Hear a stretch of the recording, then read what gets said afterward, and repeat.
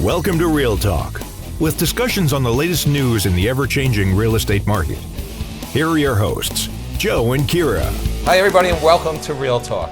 I'm your host Joe and this is Keara from RCG Mortgage. Hi everyone. How you doing, Keara? Good, how are you? I am good. Today we are shooting this on Wednesday, May 4th. This episode is going to air on Friday, May 20th. So keep in mind if we discuss any mortgage rates, anything that's going on, it's a little delayed on everything. But as far as everything else is going, how are you and what's going on with you? Nothing much. In the mortgage world, the Fed actually just spoke today at 2 p.m. Okay. Right now it's roughly, I think, like 4 o'clock. But so the market was anticipating the Fed speaking. Everyone was kind of a little bit anxious leading up to that. They did say that they were doing a 0.5 percentage point rate hike, so that's kind of what the market was anticipating. Right. So hopefully things settle a little bit for now. They didn't go any higher, so we should be okay for now. In the meantime, we were anticipating it and they confirmed that, so that's what's really going on with the Fed. Okay, as far as the buying and selling side of this goes, everything's been the same. Very little inventory. Houses are moving quick off the market. So we're going to touch base with all that, and we're going to focus on, this week, we're going to focus on Farmingdale. Yes, sir. And go over everything, show you guys a little trip to Farmingdale that we took, how Keara got really drunk, and we'll go over everything. As far as, we usually start the show off with a little Current events, and we go over some sports. So if anybody saw the Ranger game last night, that was crazy. Game 1 against Pittsburgh went into triple overtime. The Rangers lost game 1. Not a good start. Yeah, I'm very happy about that. Very happy about that. But crazy, shade crazy. on Yeah. it's the only New York team in the playoffs right now. You can't really No, I throw can't. shade on them. No, this is how this works. And you guys know this. As a diehard Islander or Ranger fan, you hate the other team. I hate the Rangers. All right. And Ranger fans hate the Islanders. This is the way it works. You cannot root for both. So Rich Amato, who is the owner of Keller Williams, he's a very big Ranger fan and played hockey, played for the Rangers. So I always go back and forth with him, which, I don't know, maybe one day he's going to fire me. But right now, sorry, Rich, you're down 1-0 in the playoffs to Pittsburgh with their 4th goalie. So at least it went into overtime and it wasn't just a blowout. it was really an unbelievable game. And then my Mets still in first place. The Yankees are in first place. So I said last week, we are going to have the Mets in the World Series, and I'm thinking it might be a Subway Series this year. Wow. Which would be amazing. That would be fun. I am a Mets fan, but I do really enjoy going to Yankee Stadium for just the atmosphere itself around the stadium. It's a good time. I have never been to Yankee Stadium.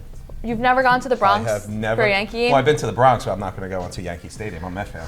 Not even for a Subway Series?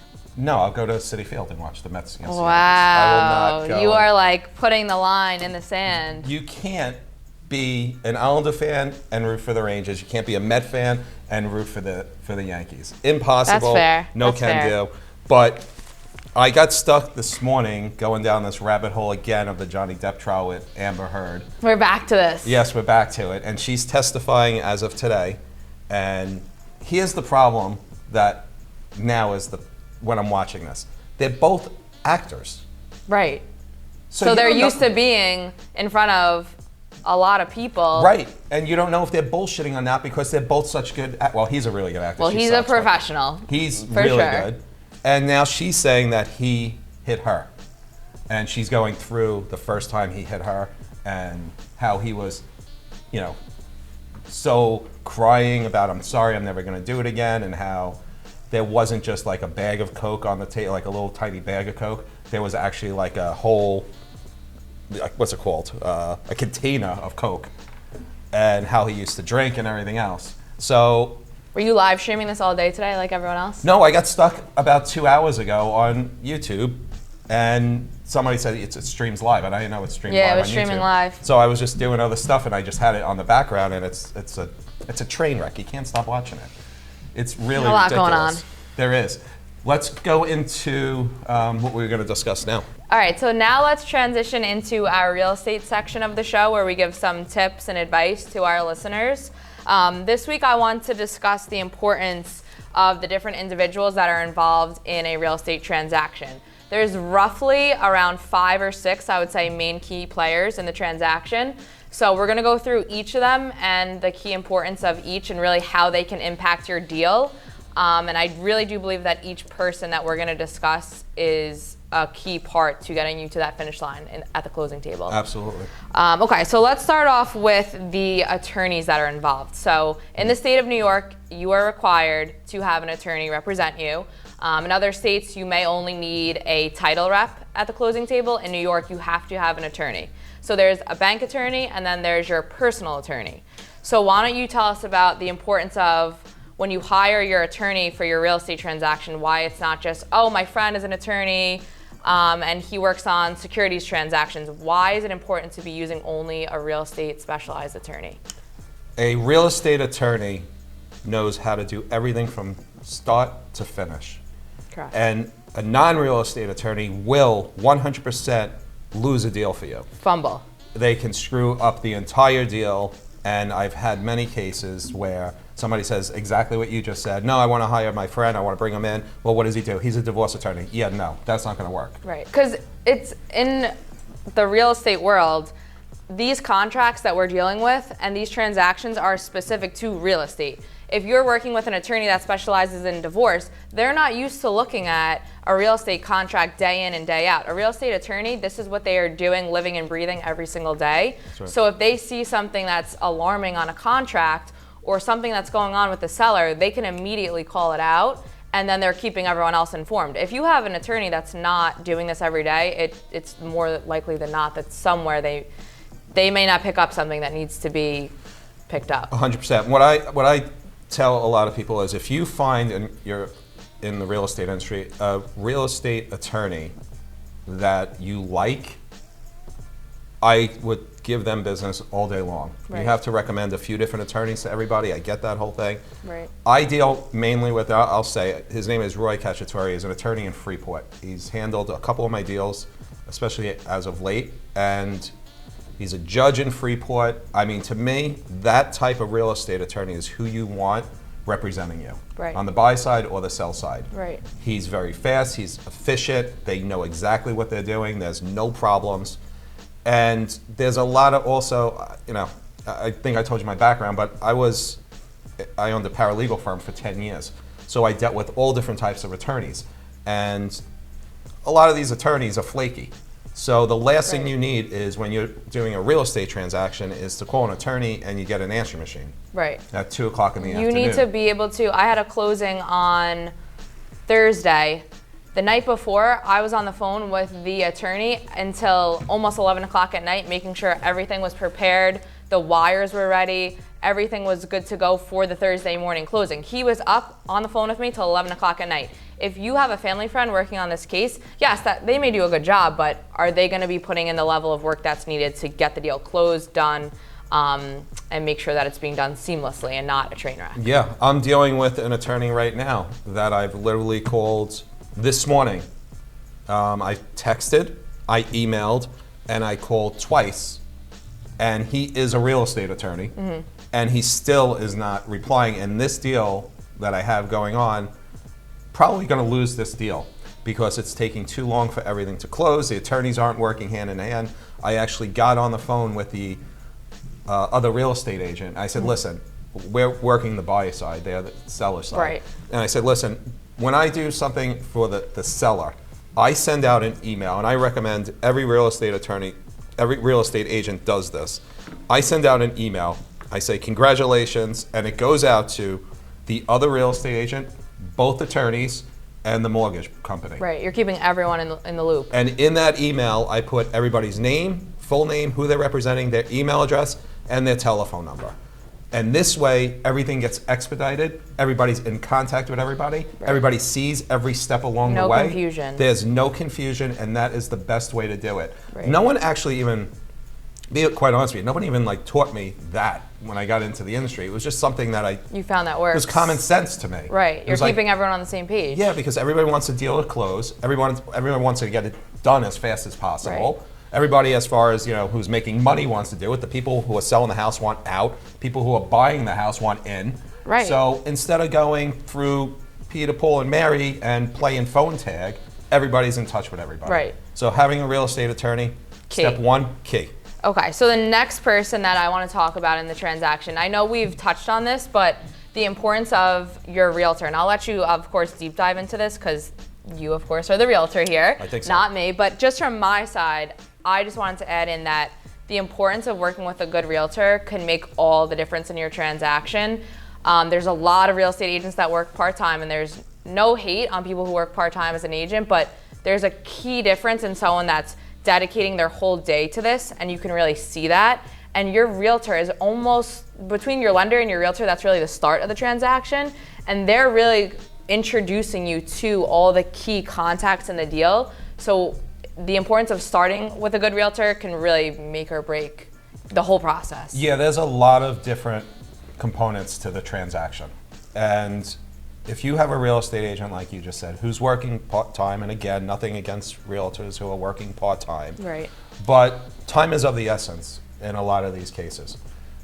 And you need somebody who's going to be on top of it, who's going to move professionally, quickly, Answer their phone. answer the phone, put people in contact with each other, get things happening fast, and get it done. And you should call the Labrandi team at 631-236-9012. But that's really what you need on both sides. So if you have someone like myself or somebody on my team who's ready to put all the pieces in motion and get things going, it just makes it a lot less stressful. And that was the part that I was touching on last week, working as a real estate agent to try to relieve that stress from people. Right. And if you have the right real estate agent, they can do that. Right. Because it's almost like a puzzle piece, like a bunch of puzzle pieces are kind of like thrown on the table. And when you start, it's really like your realtor is kind of helping you put everything together. Right. So let's jump into the next key contact, being your lender. That's why you should use RCG Mortgage. So quick stat, 5 out of every 10 pre-approvals are incorrect. That meaning you could have a buyer that's running around with this piece of paper, they're telling you they're pre-approved, and 5 out of 10 of them are incorrect, being that you could have a buyer walking into this house, they're putting in an offer, and they were not checked correctly on the financial side. So having your financials checked by a good lender, doing a full deep dive, such as RCG Mortgage, Yes. is important, because we're looking at your full financial picture. We're telling you what you not only what you qualify for, but we work with you on your monthly payment to see, yeah, you can qualify for $1 million, but can you afford that each month? That's right. So we do everything up front to make sure that the transaction is seamless. We're putting you in a good financial position going forward to buy your house. The thing that I love about working with you and everyone at RCG Mortgage is that, again, I like to work quick. And certain things to me shouldn't take, a week, 3-4 days, when things can happen in 24 hours. Right. And when I work with you and your entire team there, everything moves quickly, and that's the way I like it. Right. I don't like waiting. I don't like having to get an email, okay, I'm gonna get back to you in 3 to 5 business days, Right. when you know it should just take 24 to 48 hours. And if we're waiting on something or we foresee a red flag, we bring it up immediately to the realtor so that, again, everyone's on the same page. That's right. So that's the lender. 2 more people I want to discuss before we break is on the inspection side. So your client is buying a house, you submitted an offer, we've pre-approved them, the offer is accepted, and now they're at the point of they need to get an inspection. Can you quickly bring everyone through that? Okay, so the inspection side to me is very important if I am looking to purchase a house. Right. Because that is giving me the negotiations that I need to be able to chisel that price down as much as possible. So, but it's also protecting the buyer to see exactly what's wrong with the house of things that they didn't know. And I'm gonna give you Right. a very simple, quick, true story. I had a buyer and they said they had a friend who does inspections professionally and he was going to do it. They wanted to save the couple of bucks on the inspection. It's always my friend is, It's always is this this is where it guy. starts. Yeah. So he comes walking up the driveway, and I think I told it to you wrong when I told your story before, but he came walking up the driveway, and I swear to God I am not making this up, with a pencil, a clipboard, and a screwdriver. And that was his inspection. He was in and out of this house in 45 minutes, and there was no real talking to them about, listen, I think you should have a real inspection done on this house, I'm advising you to have a real inspection done on this house. Right. They said, no, he's good, we trust you, we didn't care about the inspection. Okay, fine. But if you're going to have somebody come in, I mean, you can't really just come in with a friggin' Phillips screwdriver. No. And You need to do the full deep dive, because if something's wrong and they find that, that's negotiating power for you as the buyer. 100%. That's why, and I'm not just, I'm not plugging people, but I use the inspection boys a lot. Right. I like the way they do business. I'm comfortable with them. You know that they're doing a full They are inspection. coming in, doing a full, complete Cutting no job. corners. You get a really good report from them. I like everything about them. Everybody that always comes to all my inspections that work for them, very professional people. And I know you can tell after you're doing this a while, a good inspection company and a bad inspection company. Just by, first of all, somebody's in and out of a house usually in half hour, 45 minutes. It's not a good inspection company. Right. But I like them, and they do a really good professional job. So the last one is the title, and you can cover that one. Right. So title is typically ordered by the attorney, and the title is really giving the full background on the house. So that is there any liens on the house? Is there any major tax bills that are owed? So it's kind of like the history of the house, essentially. But your title company is important because we need to know what's going on. If there's a lien on the house or there's something wrong with the house, that needs to be cleared up. You need to have clear title before the transaction is going to close. So again, your attorney typically orders it. If it's a refinance, the lender will order the title, but just the importance of that title company being involved, they're a key player as well. One thing I wanted to go back on, which was the lender. I am dealing with a case right now that I told you about this morning. The appraisal was done, I think, 4 weeks ago, 3-4 weeks ago. Okay. This house should have been closed, and I can't get anywhere with this lender. As far as this morning goes, she turned around and said to me, you need to speak to the attorney. I said, no, I'm representing the buyer, and I need to know exactly what's going on. I want a closing date, otherwise we're going to lose this house. Yeah. And dealing with somebody like that, that also is a major problem, and you can lose a house on this because the seller's going, wait a minute, I'm looking to sell this house, I was supposed to sell it a month ago. Right. I want it out of my house. I'm still here, and we still don't even have a closing date. Right. So the importance of having a lender like yourself, RCG Mortgage, is that okay, they tell you we're closing on this date, you're closing on that date. Right. End of story. And all parties are on board, not just, the lender has this date as a closing date, or the realtor or the seller thinks we're closing. Like, it's not just one or the other. Like, the seller, the buyer's attorneys, and the lender, and of course the realtors, everyone needs to be on the same page. That's right. So that's the sum of that. So we want to make sure to sum it up, the 5 key players in this transaction: title, your lender, your inspector, your realtor, and your attorneys. Make sure that you are using professionals that specialize in real estate. That's right. So we're going to take a short break. We're going to drop a quick market update so you can take a look at that, and then we will be right back.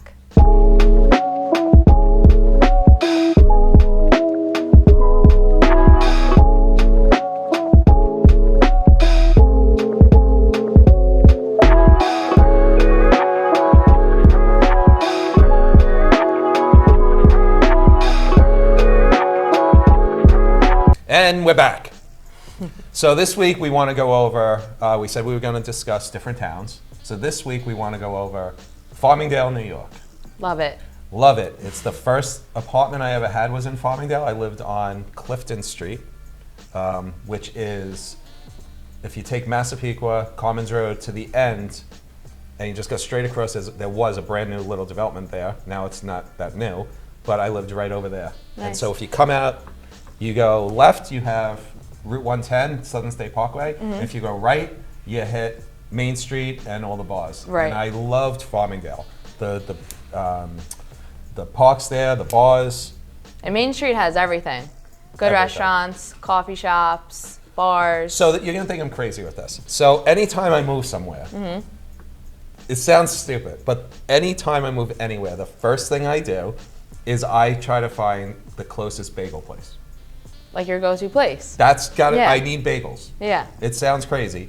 So everywhere I look, I try to find the closest bagel place in Farmingdale.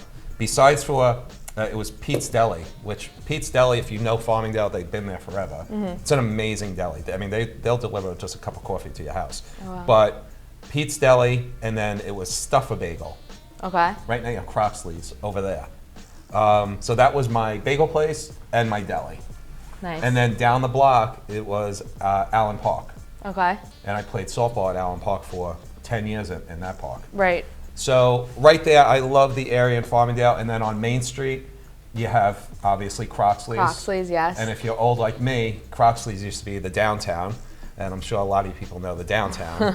I was there for years. That was an unbelievable bar. Good spot to watch the games, go for after work drinks. Downtown used to be more of a band place. There used to Okay. be a lot of bands that used to play there, and different events were always at the downtown.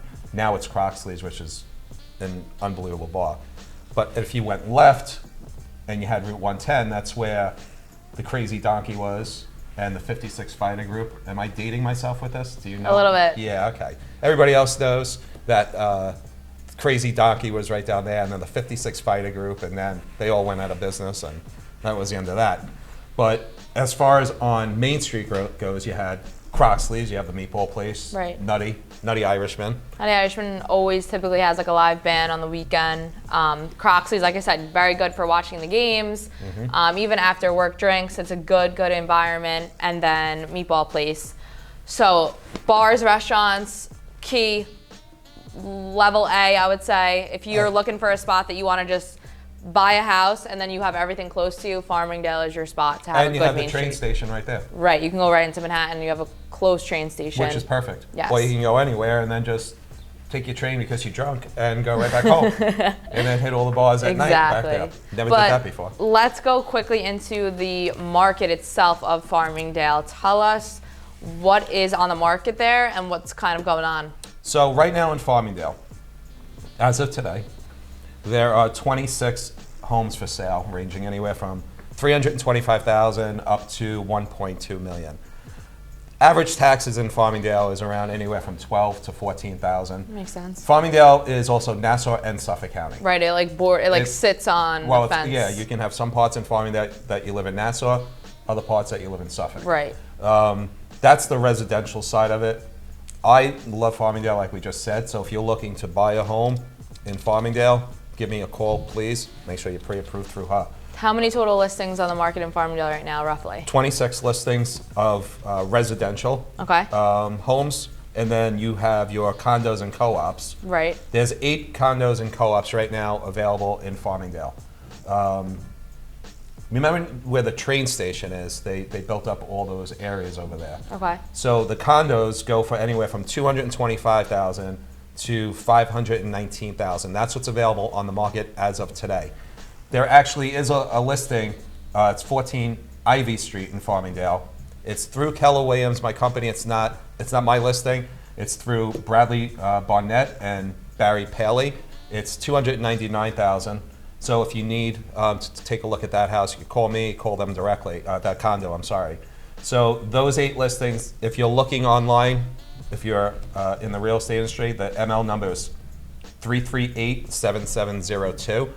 That one's gonna go quickly. So take a look at that. Again, that's not even my listing. It's just, I saw it and I loved it. So you need to take a look at that. So right now we have 8 condos on the market in Farmingdale and That's roughly right. 26 properties Right. on the market. Again, inventory is still relatively low, correct? Correct, yeah, and they're going quick. So if you're gonna do something, if you wanna jump on it and put in an offer, you have to be willing to move fast. It's not something that you can think about. You really have to be, as a buyer, you have to be ready in this market to put in an offer and just go full steam ahead. Full steam ahead, quickly, come in, get the inspection done, get your attorney to get the paperwork, Drop the contracts. draw up the contract, sign it, and move in quickly. Yes. As far as for the residential side, and I have you go over the prices, this year, the current year, the average price in Farmingdale is $586,000, and that's up from last year, $515,000.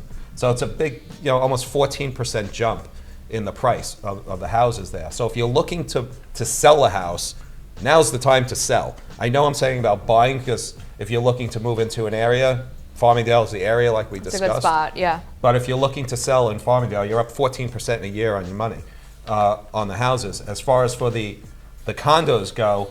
Last year, the condos were sitting at around 254,000. This year, the condos are sitting around 285,000. That's up almost 12%. Right. So if you have a condo, sell it. It's going to move quickly.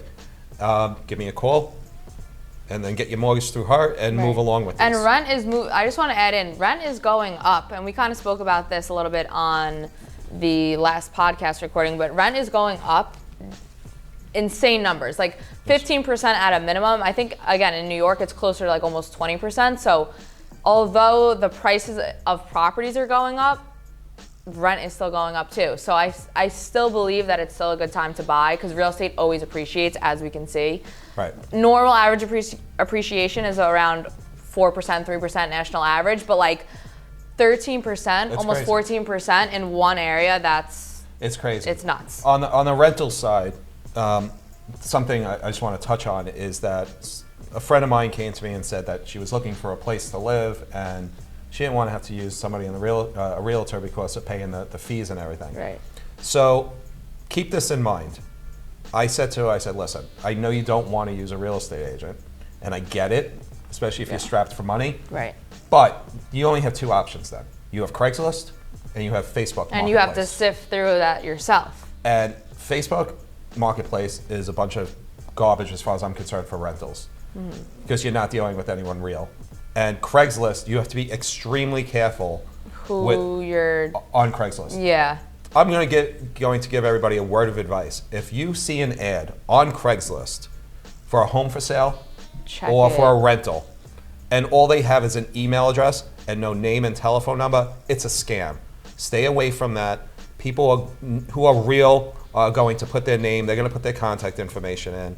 You're not going to find a house, for example, in Farmingdale for sale that's a beautiful 5-bedroom house for $200,000. It's a scam. So stay away from, even as far as rentals go, Craigslist and Facebook. Give somebody that you know a call who's in the real estate industry and do it the right way. Because you don't want to also get into a house and anything can go wrong after that. You should fact check. If you're looking at something on Craigslist, it can be legit, but also look and see, is it on realtor.com? Is it on Zillow? Like, is it actually on the market or is this a scam? So just do your due diligence. Don't just take everything for what it is, especially on Craigslist and Facebook. That's right. Okay, so we're going to take a short break. We did get to do a quick visit to Farmingdale. We got mic'd up. Yes, we did. We went over there, and we will let you enjoy that. Hey guys, we are in Farmingdale, New York. We are going to hit a bunch of places today, from Croxley's to that meatball place, maybe a coffee shop. We'll give you a whole rundown on everything. Take a look at our little trip today in Farmingdale, New York. Hey guys, we are at that meatball place in Farmingdale. We just had the buffalo meatball and the regular meatball. Yes. We're going with the buffalo. The buffalo meatball. Rate it. Rate it on a scale, 1 to 10. 1 to 10. The buffalo was an 8. I was going to say an 8 too. An 8 meatball. The regular meatball? Like a 4, 5? I'll go with a 4 or 5. Okay. So now we're going to Flux. Right now we're on Main Street in Farmingdale. We're going to hit a bunch of different places, show you guys what this town's all about, and we will talk to you in a little bit. I've been throw up the sex in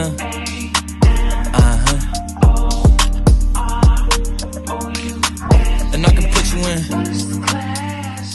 Welcome back to Real Talk. I hope you guys enjoyed our video and our trip to Farmingdale. We had a great time shooting that, honestly. Yeah, it's a great town. Every time I go there, it's a fun time. So I'm definitely happy that our viewers got a little taste of what the town is like. But for now, we're going to wrap up. So if you can like, subscribe, and comment, we would appreciate it. Again, we have weekly episodes of the Real Talk Radio coming out. That's right. Real Talk TV. The next one will be posted on May 20th. Yes. But otherwise, thank you again for tuning in. Please leave us a like and a comment. That's it, guys. We'll see you soon. You've been watching Real Talk, the latest news in real estate with Joe and Keara. If you'd like to submit a topic for discussion or have any other questions, leave a comment below. We'll talk to you next time.